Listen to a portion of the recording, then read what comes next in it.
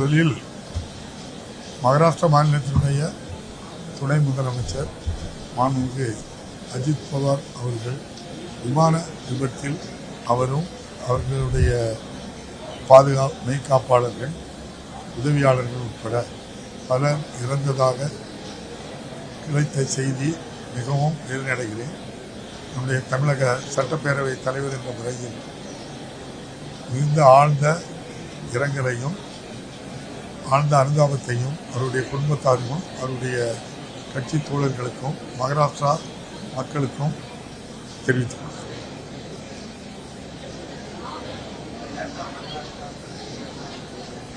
நம்முடைய மாண்புமிகு தமிழக முதல்வர் அவர்கள் 20 லட்சம் பேர்களுக்கு லேப்டாப் மடிக்கணினி வழங்குவதாக அறிவித்து முதல் கட்டமாக 10 லட்சம் பேர்களுக்கு வழங்கப்பட்டு வருகின்றது. முதல் கட்டமாக நெல்லை மாவட்டத்தில் மட்டும் 9703 பேர்களுக்கு ஏற்கனவே வழங்கப்பட்டிருக்கிறது. மேலும் 5469 நபர்கள் நம்முடைய மாவட்டத்தில் தனியார் கல்லூரிகளில் படிக்கின்ற 3ஆம் ஆண்டு படிக்கின்ற மாணவ மாணவிகள் தேர்ந்தெடுக்கப்பட்டு அதிலும் முதல் கட்டமாக 2480 பேர்களுக்கு இன்று நம்முடைய மாவட்ட ஆட்சியர் தலைமையில் வழங்கப்பட்டிருக்கின்றது. மாணவ மாணவிகள் மகிழ்ச்சியோடு இதை பயன்படுத்திக் கொள்வதற்கு சந்தோஷமாக செல்கின்றார்கள். இதில் ஒரு அறிவுரையாக சொன்னேன், இந்த லேப்டாப்பில் உலகம் முழுவதும் இருக்கக்கூடிய பகுதிகளில் என்ன வேலை இருக்கிறது என்பதையும் தெரிந்து கொள்ளலாம். அதே சமயத்தில் ஆடல் பாடல் நடிப்புகளையும் இதில் பார்க்கலாம். ஆடல் பாடல் நடிப்புகள் எல்லாம் நீங்களே கல்லூரியில் ஆண்டு விழாவுக்கு இதை விட சிறப்பாட்டு பயிற்சி பண்ணி ஆடுவீங்க. ஆக ஆட்டம் நடிப்புகளை நம்ப வேண்டாம். அது நீர்க்குமிழி போன்றது. உங்களுக்கு தேவையானது, உங்கள் குடும்பத்துக்கு தேவையானது, நாட்டுக்கு தேவையானது நல்ல முறையில் இந்த மடிக்கணினிலே கற்று உலகம் முழுவதும் ஒரு லேப்டாப்பும் ஒரு ஒய்ஃபை இணைப்பும் ஏற்படுத்திவிட்டால் உங்களுடைய சொந்த காலிலே நின்று நீங்களே வேலையை தேடிக்கொள்ளக்கூடிய அளவுக்கு அந்த மடிக்கணினை பயன்படுத்த முடியும். அதை பயன்படுத்த வேண்டும் என்று அன்பு வேண்டுகோள் விட்டோம். எல்லாரும் மகிழ்ச்சியா இருக்காங்க.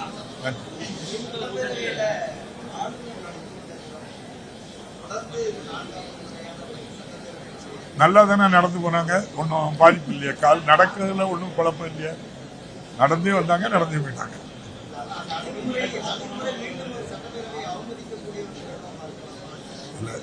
அது தவிர்க்கப்பட்டிருக்கு. நம்முடைய மாண்புமிகு முதல்வர் அவர்கள் இந்த சபையை 37 ஆண்டுக்கு பிறகு ஜனநாயக முறையில் நடத்துகின்றார். இவர் வந்தா இப்படி வாசிக்காம போவாங்கன்னு தெரிஞ்சிருந்தாலும் நாங்கள் என்ன செய்யறோம், இந்த இந்திய அரசியலமைப்பு சட்டத்தின்படி அவங்கள கூப்பிட்டு அவங்களுக்கு கொடுக்க கௌரவம், அமைச்சரவை எழுதி கொடுத்த அந்த கவர்னர் அட்ரஸ் அது அவருக்கு அனுப்பப்பட்டு அவர் உறுதிப்படுத்திய பின்புதான் அது பிரிண்டுக்கு போய் அவருக்கும் கொடுத்துருக்கோம். அதைத்தான் அவர் வாசிக்கணும். அதை வாசிக்காம பேசக்கு வந்தாங்க. சட்டமன்றத்தில் தேர்ந்தெடுக்கப்பட்ட 234 எம்எல்ஏக்களை தவிர வேற யாருக்கும் பேசுவதற்கு கருத்து சொல்றதுக்கு எந்த அனுமதியும் கிடையாது.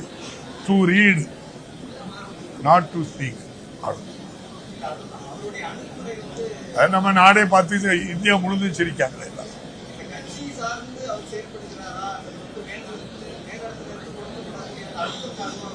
அப்படிதான் சொல்றாங்க. அவரை பப்பட்டுக்காங்க, யாரோ கொடுக்க ஆமா, அதுக்கு வாய சக்காரு.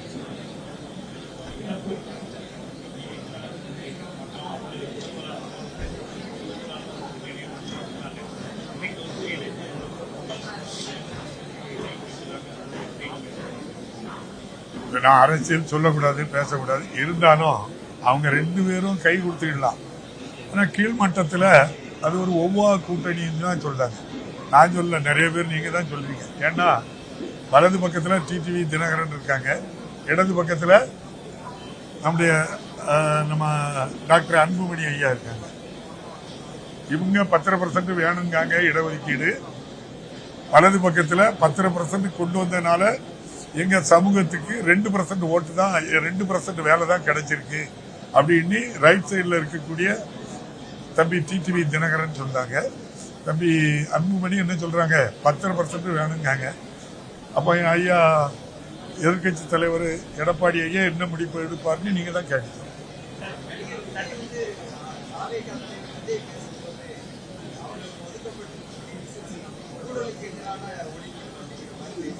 இதான் நிறைய 2 நாள் ஏடிஎம்கே அந்த ஐடிவிங்களை வந்து போட்டிருக்காங்களா, அதை எடுத்து படிச்சு அதே போடுது.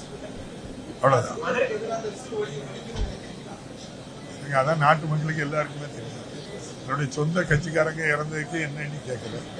தமிழ்நாடு அரசு, தமிழக முதல்வர் அந்த வழக்கு சம்பந்தமாட்டு ஒரு சிறப்பு புலனாய்வு குழு தலைமையில் நம்முடைய அஸ்ரா கார்கனே பழைய நம்ம எஸ்பி தலைமையில் போட்டு விசாரணை தொடங்கி நடந்துகிட்டு இருந்து நம்ம நடிகர் விஜய என்ன செய்யல, விசாரணைக்கும் கூப்பிடல, அவர் மேல வழக்கும் பதிவு பண்ணல, என்னை கைது செய்து பாருன்னு சொன்னாங்க. இப்போ அவங்களே போய் ஒரு போலீஸ், நம்முடைய மாண்புமிகு முதல்வர் இருக்க போலீஸ் எங்களுக்கு நியாயம் கிடைக்காதுன்னு எங்க போயிருக்காங்க, சிபிஐ விசாரணை வேணும் அப்படின்னு சொல்லி உச்ச நீதிமன்றத்தில் வழக்கு போட்டு இப்போ நம்முடைய பாரத பிரதமருக்கு கீழ் செயல்படுகின்ற நம்ம சிபிஐ விசாரணை கேட்டிருக்காங்க. அவங்க நோட்டீஸ் அனுப்பியிருக்காங்க. போய் விசாரணைக்கு போயிட்டு தனி விமானத்தில் போயிட்டு வராங்க, வந்துகிட்டு இருக்காங்க. அப்போ ஒரு ஒரு நம்முடைய அந்த விசாரணை அமைப்பு வந்து தமிழ்நாடு போலீஸ் இதை நம்பாம பாரத பிரதமருடைய போர்ஸ் எங்களை விசாரிக்கணும்னு சொல்றாங்க. இதுல இருந்தே உங்களுக்கு தெரியுதா அவங்க யார் ஆளு? நம்முடைய மாண்புமிகு முதல்வர் தனக்கு விரோதமாட்டு இதை கொண்டு போயிடக்கூடாது, பாரத பிரதமர் நமக்கு விரோதமா கொண்டு போக மாட்டாங்க.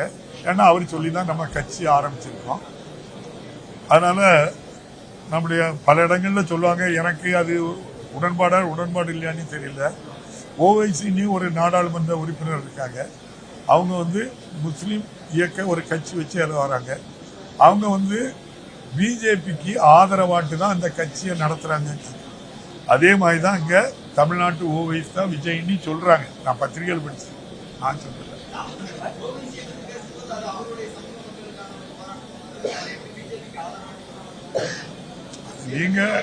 நீங்க தீர்மானிக்கதும் அவங்க சொல்றது தானே நான் சொல்ல முடியும். நீங்க தானே சொல்லிய இதனால இவ்வளவு பாதிப்பு. நீ ஒட்டுமொத்த முஸ்லிம் மக்களுடைய ஓட்டோ பிஜேபிக்கு எதிராக போகக்கூடாது, அதுக்கு ஒரு ஆளை கூப்பிட்டு பண்ண மாதிரி ஒட்டுமொத்த கிறிஸ்தவ அமைப்பினுடைய ஓட்டுகளும் நம்முடைய பிஜேபிக்கு பாரத ஜனதா சிறுபான்மை ஓட்டுகள் பிஜேபிக்கு எதிர் ஓட்டு திமுகவுக்கு டோட்டலா உள்ளது. ஏன்னா நம்முடைய முதல்வருடைய செயல்பாடு எல்லாரையும் பாதுகாக்க. இந்தியாவில் மசூதிக்கு போகலாம் பாதுகாப்பு, ஆலயத்துக்கு போகலாம் பாதுகாப்பு, கோயிலுக்கு போகலாம் பாதுகாப்பு. அப்ப எல்லாத்துக்கும் பாதுகாப்பு கொடுக்கிற அரசு பாரதிய ஜனதா கட்சியை எதுக்கு வருவா? கொள்கை ரீதியா அவங்க என்ன செய்யறாங்க? இப்போ கொள்கை ரீதியா இருக்கிறதுனால நம்ம மேல நம்பி அவங்க இருக்கிறாங்க, இந்த அரசு மேல நம்பிக்கையோட இருக்கிறாங்க. அந்த வாக்குகளை சிதறடிக்கணுங்கிறதுக்காக நம்முடைய புஷி ஆனந்தும் அமித்ஷாவும் நண்பர்கள் அவங்க சொல்லிதான் கட்சி ஆரம்பிச்சிருக்காங்க. அது நடக்கும்.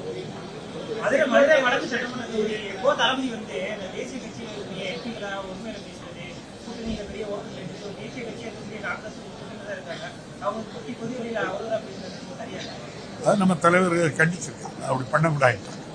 அது தலைமை தான் பேசணும். கீழே 1-2 பேர் பேசுறத நிறுத்த சொல்றாங்க.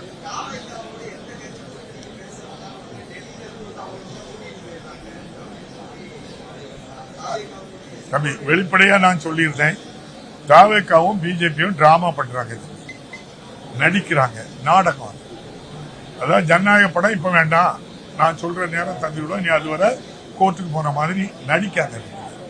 அதே போலதான் அவருடைய வழக்கம், நடிப்பு தானே தவிர 2 பேரும் தான் இணைஞ்சி ஒரு கொள்கை ரீதியான திமுகவுக்கு எதிராட்டு அந்த சிறுபான்மை வாக்கு அவரை வச்சு பிரிக்க முடியுமான்னு பார்த்தாங்க, முடியல. ஏன்னா பிராக்டிக்கலா பாக்குறாங்க. ஒரு சம்பவம் மணிப்பூர்ல நடக்கு, இதுவரை வாய் திறக்கல.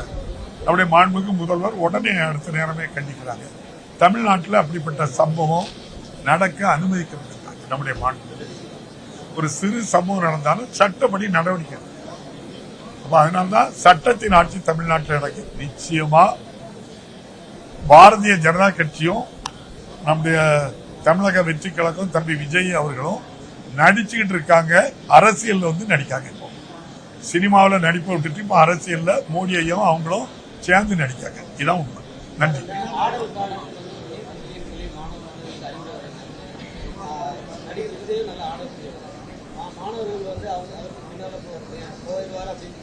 பின்னால பார்க்க போக மாட்டாங்க, முன்னால இருந்து பார்த்துட்டு அப்படியே ரைட் கடந்து போயிடுவாங்க. நன்றி.